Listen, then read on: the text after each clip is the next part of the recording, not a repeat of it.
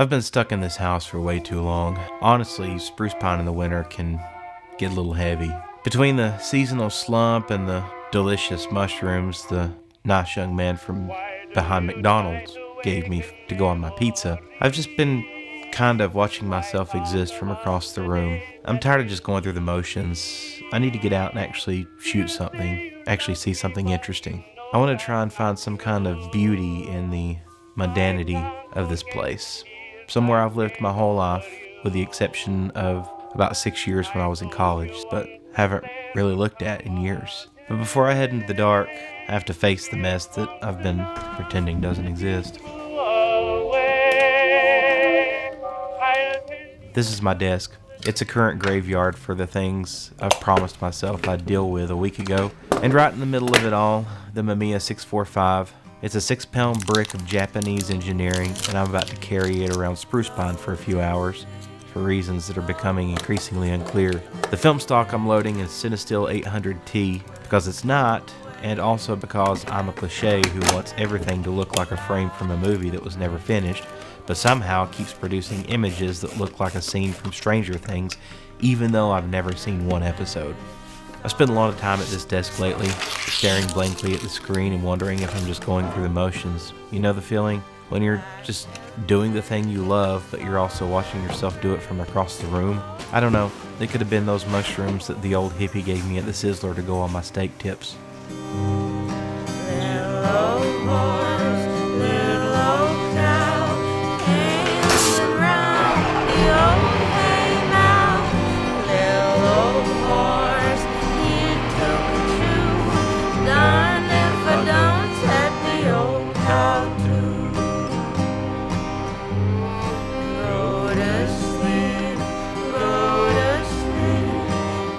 But the real challenge tonight isn't the gear or the light, it's trying to find beauty in the things I've seen every single day for my entire life. Also, in an attempt to overcome crippling seasonal depression, I'm making myself get out and shoot something every day. When you lived in a place like Spruce Pine forever, your eyes just sort of glaze over. The mundane becomes invisible, or you just become addicted to crystal meth. Thank you. Have a good one. Thanks. You too.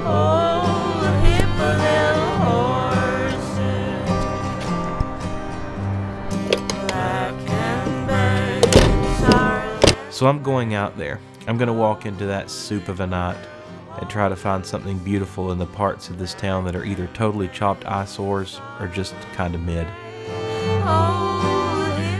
Outside, the fog is so thick it feels like the town is being deleted. It's eerie, it's quiet, it's the kind of night that makes you feel like you're the only person left on the server.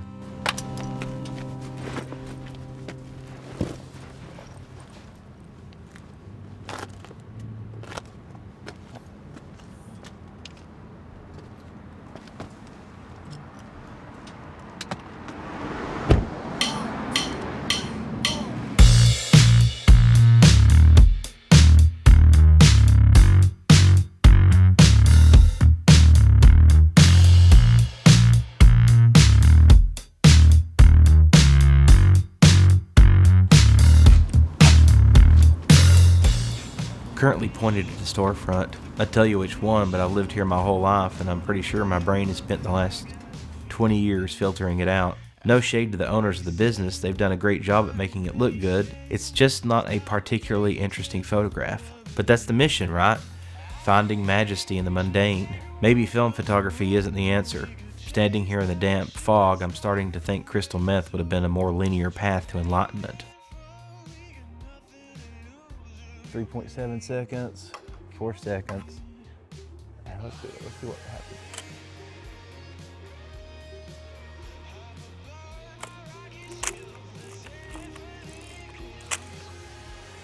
What the is it doing?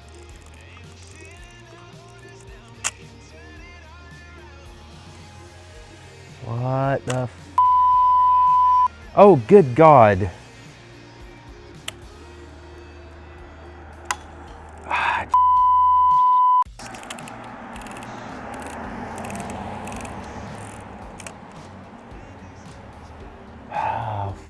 Me. I just ruined half that roll. What the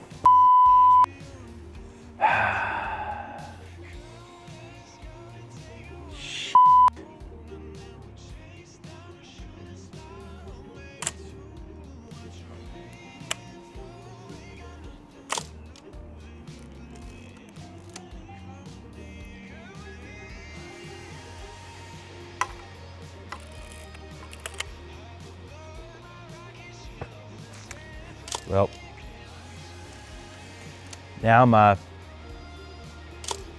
I'm on photo 7 now, exposure 7, because I just cranked through a whole bunch, but so frustrating. Well, it's that feeling I was talking about at my desk, watching yourself from across the room. I'm watching this guy stand in the fog, trying to find deep meaning in a building that doesn't matter, while he literally burns through film for no reason. It's not cinematic. It's not even a scene from Stranger Things, even though I've still never seen a single episode. This honestly feels like a pretty good metaphor for my life lately. I'm so obsessed with finding some profound narrative in the background noise of my hometown that I'm completely failing at the basic mechanics of existing. Alright, so we're gonna do bulb. We're on bulb. Alright. Check my composition. Okay, 13 seconds. If I can get 13 seconds without a car going by, that would be great. I don't know if that's gonna happen or not, but we'll find out. Alright. Here goes nothing. 1 Mississippi, 2 Mississippi, 3 Mississippi, 4 Mississippi, 5 Mississippi. Moved deeper into the fog, the Spruce Pine Inn, or at least that's what the fading sign says, is the kind of place where the less privileged end up. The people who didn't just lose a roll of film, but maybe a whole lot more. 1 Mississippi, 2 Mississippi, 3 Mississippi.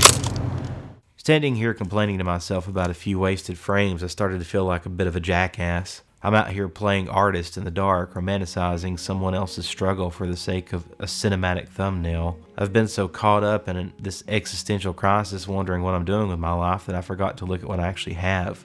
I have a roof over my head that doesn't leak. I have a car that starts, and a luxury car at that. I'm surrounded by friends and family who for some reason still care to spend time with me. Maybe my crisis is just a side effect of having too much time to think. It's easy to find beauty in the ugly when you can just pack your expensive camera and drive your Range Rover to your warm bed. It's always so funny to me, the amount of weird looks that I get walking around with a real camera, which is kind of hysterical because, like, you know, everybody has a camera on them now. Everybody takes pictures of everything because they have their phones. And no one bats an eye. Oh, that's pretty. Pretty church there. Yeah. This was my grandmother's church growing up. Let's get a picture of it for Nanny.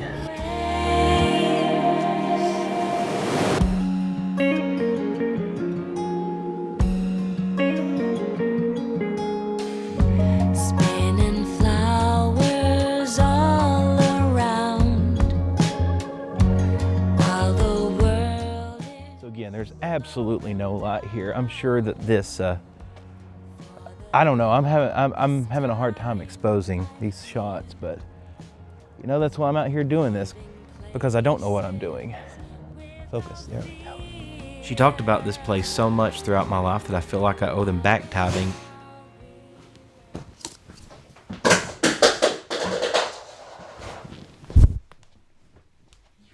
Stupid cat. Where was I? This was my nanny's church, my grandmother. She talked about this place so much throughout my childhood that I feel like I owe them back tithing, despite the fact that I've never actually set foot inside the building. To her, this wasn't just a building, it was a huge part of her life for many years. But there's a weird kind of guilt standing here. I'm looking at a place that held the entire weight of her faith, and I'm mostly just thinking about how the halation from the street light is going to look on 800T.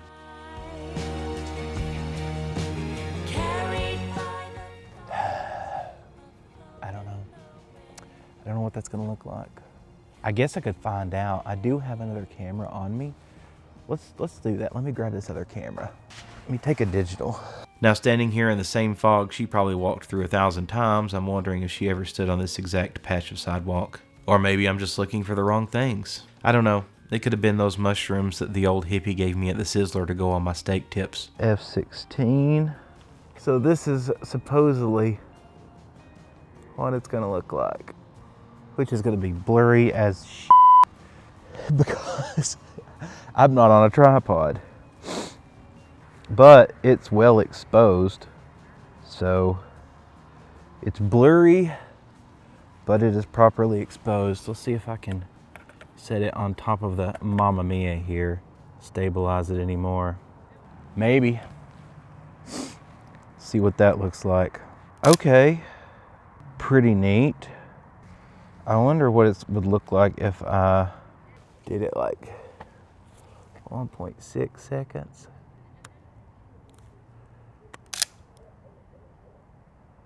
See, I think I like that better. F16, 1.6 seconds. Let's do one at 2 seconds. See if I can time it to get this car going by. Here we go.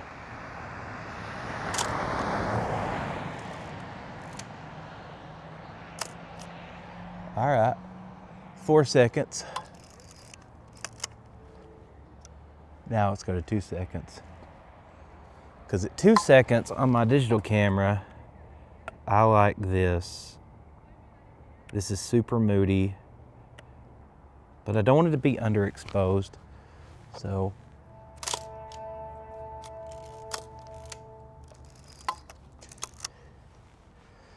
damn, I've got 2 shots left. So I better make them count. I don't know, I can't believe that I just rolled through an entire roll of CineStill 800. So I went through like 6 shots, 5 shots, 6 shots. $20 roll of film. I kept walking deeper into the part of town that hasn't changed since my parents were in diapers. I ended up at the old shoe cobbler's shop. It's right at the red light, so every 30 seconds or so the world turns a neon shade of stop, then go, then stop, then go, then stay exactly where you are.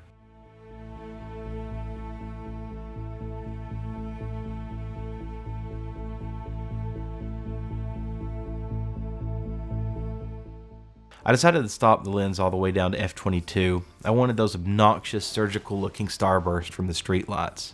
I know, they're a bit much, like the lens flares from a J.J. Abrams movie that's lost its budget. But much like the lens flares, I love them. This actually looks pretty good. For a second, looking through the viewfinder, I forgot about the crisis, the wasted frames, and the general feeling of being a background character in my own life. It's a shoe cobbler's place. It used to be about fixing things, making them last, putting a new soul on something that was worn out so it could keep moving. Now it's probably just a building where kids come to do their crystal meth. There's something kind of romantic about that. Not the crystal meth, but the shoe cobbler shop. Especially when you feel like you're the one whose tread has completely worn off. I'm standing here trying to fix this building with a 4-second exposure and some diffraction spikes. I don't know if f/22 can actually repair a soul, but in this light, with these starbursts, the old shop looks like it's holding its own. Well, maybe I can get a cool shot on digital. Just wait for a car to go by, because there's one shot that I really want to get. I want to get this building with a car going in front of it. Preferably one coming from this direction. Believe it or not, this is like one of the warmest nights we've had. One eternity later. Well, here comes a car. I don't think this is going to be what I want, but we'll try it. I'm starting to think that maybe finding beauty isn't about looking for something perfect. It's about stopping down so far that even the streetlights look like stars. Or maybe it really is just the mushrooms that kid gave me behind Taco Bell to go on my burrito. Either way, I'm into it. In the fog, the headlights look like something alive. They don't just light up the road, they occupy it. It's a completely different feeling than the film. Cleaner, faster, less of a struggle. Most of the people in those cars are just trying to get home. They aren't looking for beauty in the old cobbler shop or meeting in the streetlights. They're just moving from point A to point B, looking for more crystal meth. Yeah, let's move on. And honestly, there are days where I'm incredibly jealous of that.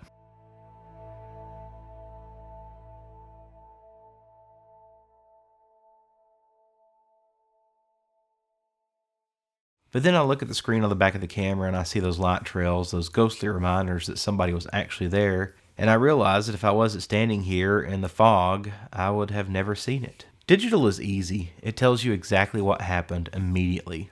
Film makes you wait. It makes you wonder if you even got the shot at all. And given my track record tonight with a shutter lock, wonder is a very polite word for it.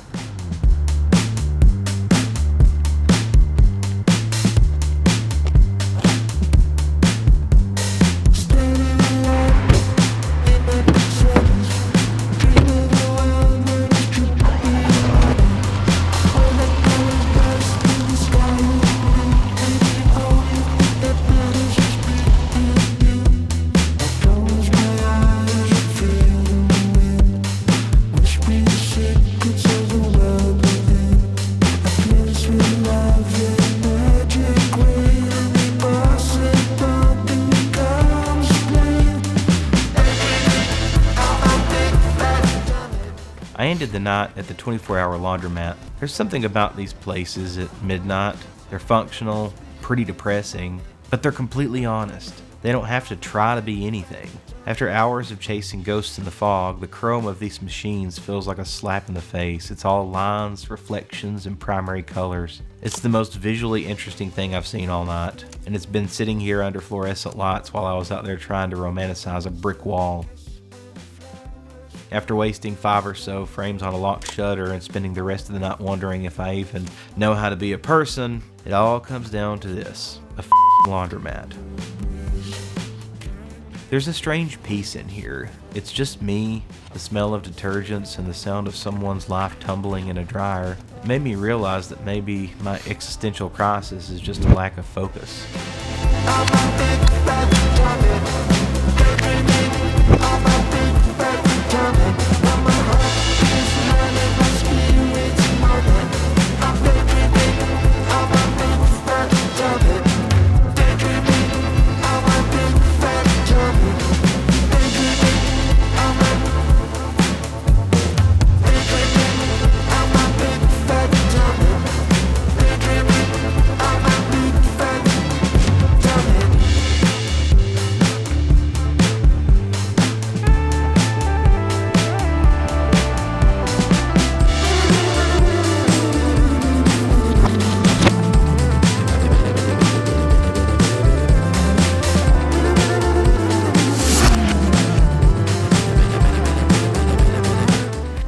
I've been so worried about the big picture, the career, the purpose, the what am I doing, that I stopped looking at the chrome. You don't always need a grand narrative. Sometimes you just need a good composition in the right light, and maybe a place to wash your clothes. The roll is done. Now I just have to hope I didn't find a way to ruin these two. Life doesn't have a rewind button, but tonight it felt like a reset. The roll wasn't a total loss.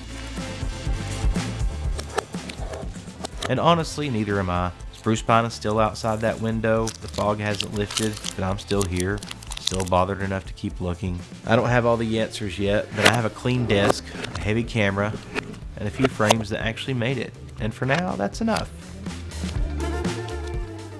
And I'll never be getting my pizza mushrooms from a weird hippie with freckles behind the sizzler again.